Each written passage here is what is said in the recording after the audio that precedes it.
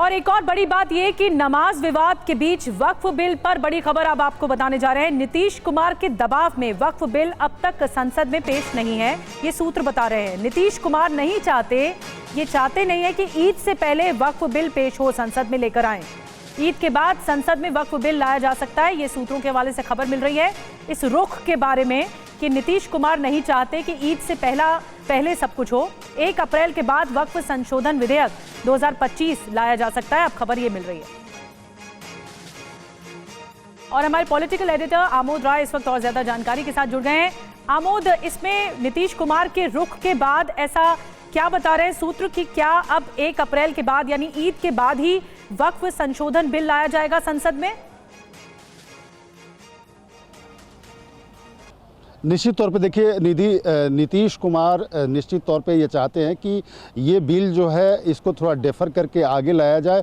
और ये अब बताया जा रहा है सूत्रों के द्वारा कि 1 अप्रैल के बाद ही इस बिल को लोकसभा में लाया जा सकता है। इससे जुड़ा हुआ एक महत्वपूर्ण डेवलपमेंट ये है कि 26 मार्च को एक बैठक लोकसभा लेजिस्लेटिव जो बिजनेस है वहाँ रखा गया था सारे सांसदों को ब्रीफ करने के लिए, लेकिन उसको कैंसिल करना पड़ा। तो अब ये कहा जा रहा है कि नीतीश कुमार ईद के बाद चाहते थे कि इस बिल को लाया जाए संसद में, और इसलिए इस बिल को डिले किया गया है। लेकिन सूत्र ये भी बताते हैं कि हो सकता है कि ये बिल और भी आगे बढ़ सकता है, क्योंकि नीतीश कुमार की जो एक छवि है बिहार में, भले ही उनको वोट बीजेपी के साथ आने के बाद, पार्टी में लोगों का ऐसा मानना है उनके कि बीजेपी के साथ आने के बाद उनको मुस्लिम वोट कम पड़ता है, लेकिन उनकी एक छवि है कि सबको साथ लेकर चलने वाली छवि, उसको वो धूमिल होने देना नहीं चाहते हैं। हालांकि इस पर अभी भी जेडीयू कह रहा है कि वो बिल के साथ हैं और बिल ये पेश होगा उसमें वो सरकार के साथ खड़े रहेंगे, लेकिन थोड़ा समय जरूर इसमें आगे लिया जा रहा है, बढ़ाया जा रहा है, ताकि किसी भी तरह से ईद के पहले कोई ऐसा गुफब क्रिएट ना हो, कोई इसमें दिक्कत अड़चन पैदा ना हो, समाज में किसी तरह का तनाव पैदा ना हो। निधि, ठीक, बिहार में क्या हलचल है, सीधे बिहार का रुख करेंगे। रुपेश हमारे साथ, हमारे सहयोगी जुड़ चुके हैं। रुपेश, ऐसा लग रहा है मुसलमान बिहार की राजनीति से लेकर सेंटर की राजनीति तक इस वक्त पूरे केंद्र में है, क्योंकि ऐसा इस पूरे मामले पर, वक्फ संशोधन विधेयक के मामले पर नीतीश कुमार का एक रुख था। ये भी बात सामने आई कि इफ्तार में कई मुस्लिम संगठनों ने जाने से इनकार कर दिया। तो ऐसे में मुसलमानों को रिझाने के लिए बड़ा कदम है जो नीतीश कुमार की ओर से बढ़ाया गया है। देखिए, बिल्कुल नीतीश कुमार वक्फ संशोधन बिल को लेकर के असहज है, उनकी पूरी पार्टी असहज है।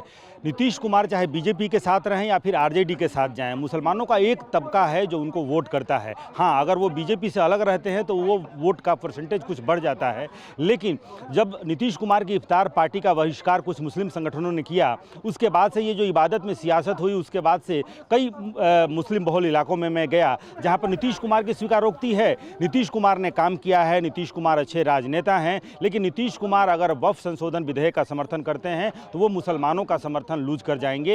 ये मुसलमानों में नाराजगी है। कल जो धरना प्रदर्शन हुआ उसमें निशाने पर नीतीश कुमार ही रहे, क्योंकि उनको लगता है कि अगर नीतीश कुमार की पार्टी अगर अपना समर्थन अगर इस विधेयक पर वापस लेती है तो शायद ये विधेयक पारित नहीं हो पाएगा। लिहाजा मुसलमानों को नीतीश कुमार पर भरोसा है, और नीतीश कुमार इस पूरे प्रकरण को लेकर के जिस तरह से नाराजगी सामने आई, मुख्यमंत्री आवास में जो इफ्तार पार्टी है उसका बहिष्कार करना, फिर पटना में धरना होना, बिहार में चूंकि चुनाव हैं, मुसलमानों को भी लग रहा है कि चुनावी वर्ष में अगर नीतीश कुमार पर दबाव बनाया जाए तो नीतीश कुमार उस दबाव में आ सकते हैं। और ऐसा लगता है जिस तरीके से नीतीश कुमार की पूरी पार्टी इस सवाल को लेकर के चुप्पी साधे हुए है। आज हमने कई लोगों से ये कोशिश की कि वक्फ संशोधन विधेयक को लेकर के क्या रुख है अब नई परिस्थितियों में। नई परिस्थितियां मैं इसलिए कह रहा हूं कि जेडीयू ने समर्थन किया है, लेकिन तब ये परिस्थितियां नहीं थी जब बिहार में उनकी इफ्तार पार्टी का बहिष्कार किया गया हो, उनके खिलाफ धरना दिया गया हो। कल का धरना और धरने में जितने लोगों ने वहां पर वक्ताओं ने बोला, सबके निशाने पर नीतीश कुमार ही हैं। ये नई परिस्थिति है। इन नई परिस्थितियों के बाद नीतीश कुमार का रुख या उनकी पार्टी का रुख क्या है, तो अभी चुप्पी है। लिहाजा ये माना जा रहा है कि नीतीश कुमार भी ये चाहते हैं कि मुसलमानों के साथ जो समीकरण उनके बने हुए हैं वो बिगड़े नहीं, और इसीलिए उन तक ये बात पहुंचाने के लिए, उन तक मैसेजिंग पहुंचाने के लिए चुनावी वर्ष भी है और मुसलमान केंद्र में भी हैं। तो देखना ये होगा कि आगे क्या निर्णय होता है। बहरहाल ये जानकारी मिल रही है कि संसद में ईद के बाद पेश होगा वक्फ संशोधन बिल। बहुत बहुत शुक्रिया रुपेश आपका। आमोद, आपका भी धन्यवाद।